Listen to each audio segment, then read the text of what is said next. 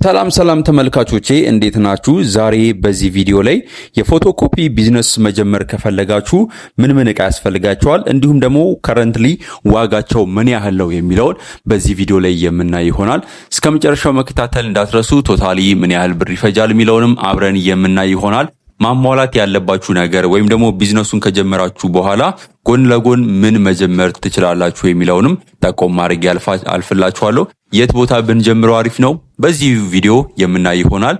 ስለዚህ ቀጥታ ወደ ቪዲዮ ገባለሁ።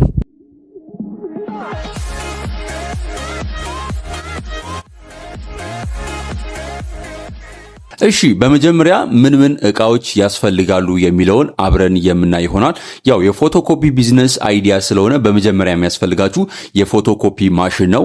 አዲሱን የፎቶኮፒ ማሽን ወይም ደግሞ ዩዝድ የሆኑትን መጠቀም ትችላላችሁ። በእርግጥ ዩዝድ የሆኑት አብዛኛው ጊዜ ፕሮብሌም ሊያጋጥማቸው ስለሚችል ሜንቴናንስ ያስፈልጋቸዋል። ስለዚህ እሱንም ማሰብ እንዳትረሱ። የአብዛኛው ጊዜ ደግሞ የፎቶኮፒ ሜንቴናንስ በጣም ውድ ነው። ስለዚህ በቻላችሁት አቅም በራሳችሁ መንገድ በራሳችሁ ወይ ፊክስ ማድረግ የምትችሉበትን መንገድ መፈለግ ይኖርባችኋል ማለት ነው። አዲሱን የፎቶኮፒ ማሽን መግዛት ከፈለጋችሁ ትልቁ የፎቶኮፒ ማሽን ወይም ደግሞ ካነን 2525 የሚባሉት አሪፍ አብዛኛው ፎቶኮፒ ቤት የሚጠቀሙበት የፎቶኮፒ ማሽን ነው።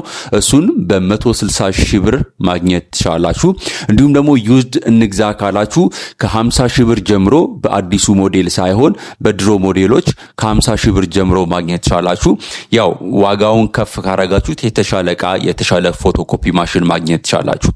የፎቶኮፒ ማሽን ይሄን ያህል ይፈጅባችኋል። ከዛ ባለፈ ደግሞ ከለር ኮፒ፣ ከለር ፕሪንት እንዲሁም ደግሞ ስካን የምታረጉ ከሆነ የካነን የኤፕሰን ኮፒ ማሽን ያስፈልጋቸዋል። ይሄንን ኤፕሰን ኮፒ ማሽን ከ35 ሺህ ብር ጀምሮ እስከ 43 ሺህ ብር ማግኘት ትችላላችሁ። አጌን 43 ሺህ ብር አሪፍ ሞዴል የሆነውን ጥሩ የከለር ኮፒ ማሽን ማግኘት ትችላላችሁ። እንዲሁም ደግሞ ኤዲት የምታረጉበት ዶክመንት የምትጽፉበት ኮምፒውተር ያስፈልጋቸዋል። ኮምፒውተር መግዛት ካሰባችሁ ኮራይ 3 መግዛት ትችላላችሁ። ኮራይ 3 የሆኑ ኮምፒውተሮችን ከ16 ሺህ ብር ጀምሮ ማግኘት ትችላላችሁ። እንዲሁም ደግሞ የላሚኔት ማሽን ከኤስሪ ጀምሮ ያሉትን የላሚኔት ማሽኖች መግዛት ትችላላችሁ። ወይም ደግሞ ኤፎር ላሚኔት ማሽን መግዛት ትችላላችሁ። ነገር ግን ኤስሪ ብትገዙ ሞር ሰፋ ያሉ ወረቀቶችንም ላሚኔት ማሸግ ትችላላችሁ። እነሱን ማሽኖች ከ10 ሺህ ብር ጀምሮ ገበያ ላይ ማግኘት ትችላላችሁ አዳዲሶቹን። ከዛ ባለፈ ደግሞ የመጠረዣ ማሽን ዶክመንቶች ወይም ደግሞ አሳይመንት ለማያያዝ የሚጠቅሙ የመጠረጃ ማሽኖችን ኤፎር ሳይዝ ያላቸውን ከ7000 ብር ጀምሮ ማግኘት ትችላላችሁ። ሞስት ፕሮባብሊ የኮፒ ፎቶኮፒ ቢዝነስ ከጀመራችሁ የስቴሽነሪ ዕቃዎችንም አብራችሁ ብትሸጡ የተሻለ ነው። አብዛኛውን ጊዜ እንደዚህ ነው የሚደረገው። ስለዚህ ያው ሉዝ ላለማድረግ እነዚህ የስቴሽነሪ ዕቃዎችንም ብትሸጡ የተመከረ ነው። የነዚህን የስቴሽነሪ ዕቃ የምትደረድሩበት መደርደሪያ ከ5000 ብር ጀምሮ እንደ ስፋቱ እስከ 8000 ብር ማሰራት ትችላላችሁ። ዕቃውንም ማሰሪያውንም ጨምሮ። ከዛ ባለፈ የቤት ኪራይ ነው።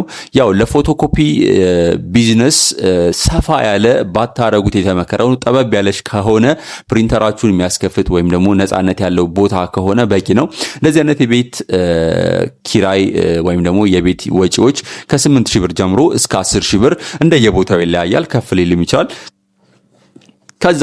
ከዛ በላይ ባታወጡ ግን ሪኮመንድ አደርጋችኋለሁ። ራሳችሁ የምትሰሩ ከሆነ የሰራተኛ ወጪዎችን መቀነስ ትችላላችሁ። ነገር ግን ሰራተኛ የምትቀጥሩ ከሆነ ከ5000 ብር እስከ 6000 ብር የሰራተኛ ወጪ ይኖርባችኋል። እንደ ቦታው ይለያያል። አጌን እነዚህን ማሽኖች ጠቅላላ የሚይዝላችሁ ደና የሆነ አሪፍ ማከፋፈያ ያስፈልጋችኋል። ደና የሆነ አሪፍ ማከፋፈያ ያስፈልጋችኋል። ማከፋፈያውንም የተሻለ አሪፍ የሆነውን ማከፋፈያ ከ2000 ብር ጀምሮ ማግኘት ትችላላችሁ። እሱን ማከፋፈያ መግዛት ትችላላችሁ። ገበያ ላይ 1000 አሉ። ነገር ግን የተሻለ ሰፖርት ማድረግ የሚችል መሆን ስላለበት 2000 ብር ማግኘት ትችላላችሁ። ከዛ ባለፈ ኮምፒውተራችሁን እንዲሁም ደግሞ የከለር ፕሪንተራችሁን የምታስቀምጡበት የኦፊስ ቴብል እና ቼር ያስፈልጋችኋል። ያው እነዚህን የኦፊስ ቴብል እና ቼር ከገበያ ላይ አዲሶቹን ባትገዙ ሪኮመንድ አደርጋችኋለሁ። ምክንያቱም ዩዝድ የሆኑ በአሪፍ ዋጋ የሚሸጡ የኦፊስ ቴብልና ቼሮች አሉ። እነሱን መጠቀም ትችላላችሁ። ያው ከስተመር የሚቀመጥበት የላስቲክ ወንበሮችን መግዛት ትችላላችሁ። ያው በጠቅላላ ዋጋው የነዚህ እስከ 12000 ብር ይፈጅባችኋል። አጌን ጠረጴዛው አሪፍ የሆነ ጥራት ያለው ጠረጴዛ የምትገዙ ከሆነ ነው ከገበያ ላይ። ነገር ግን የሚቀንሱ ያው ዩዝድ ሲባል ከገበያ ላይ የምትገዙ ከሆነ ዩዝዱን ትንሽ ዋጋ ይጨምርባችኋል። ነገር ግን ዳይሬክትሊ ከሚሸጥ ሰው የምትገዙ ከሆነ በቅናሽ ዋጋ ማግኘት ትችላላችሁ። ከጠቀስኩት ዋጋ በታችም ማግኘት ትችላላችሁ ማለት ነው። ከዛ ባለፈ የሚቀረው የፎቶኮፒ ቤት ቢዝነስ ለመጀመር የስቴሽነሪ እቃዎች ነው። እነዚህም አላቂ የሚባሉ ናቸው። ለምሳሌ ወረቀት፣ እስክሪብቶ፣ እስራስ፣ ማጣበቂያ፣ ስቴፕለር እንዲሁም ደግሞ ክላሰሮችን፣ ኤንቨሎፖችን፣ ደብተሮችን እንዲሁም ደግሞ የፋይል ቦክሶችን የተለያዩ የቢሮ እቃዎችን አላቂ የሆኑ ማለት ነው። እነሱን መያዝ ትችላላችሁ። እነሱን ጠቅላላ ሊስት ያው ቴሌግራም ቻናሌ ላይ ፖስት አደርግላችኋለሁ። ያው መርጣችሁ መግዛት ትችላላችሁ። እንደየቦታው ስለሚለያይ ቦታውን የሚመጥነውን የስቴሽነሪ እቃዎች መያዝ ትችላላችሁ ማለት ነው። እነዚህ በጠቅላላው እስከ 80 ሺህ ብር ልታወጡ ትችላላችሁ። አጌን በብዛት እንያዝ ካላችሁ ከዛ በላይም ሊፈጅ ይችላል። ነገር ግን ትንሽ ይዛችሁ የሚሸጥና ማይሸጠውን ለይታችሁ ካወቃችሁ በኋላ ሞር መጨመር ትችላላችሁ ማለት ነው። የፎቶኮፒ ቤት ቢዝነስ ለመጀመር ጠቅላላ እነዚህ ወጪዎች ያስፈልጓቸዋል።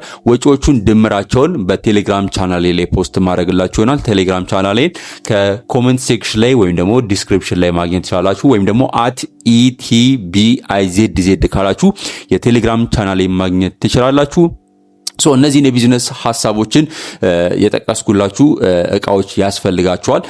የት እንጀምር ካላችሁ ደግሞ አንደኛ ቀበሌ አካባቢ ቢሆን፣ ሁለተኛ ኮሌጅ ወይም ደግሞ ዩኒቨርሲቲ ያለበት ቦታ ቢሆን፣ ሶስተኛ ደግሞ እግረኛ የሚበዛበት ወይም ደግሞ ሞስት ፕሮባብሊ ተማሪዎች የሚበዙበት ቦታ ብትከፍቱት አዋጭና ትርፋማ እንደምትሆኑ በእርግጠኝነት ነግራችኋለሁ።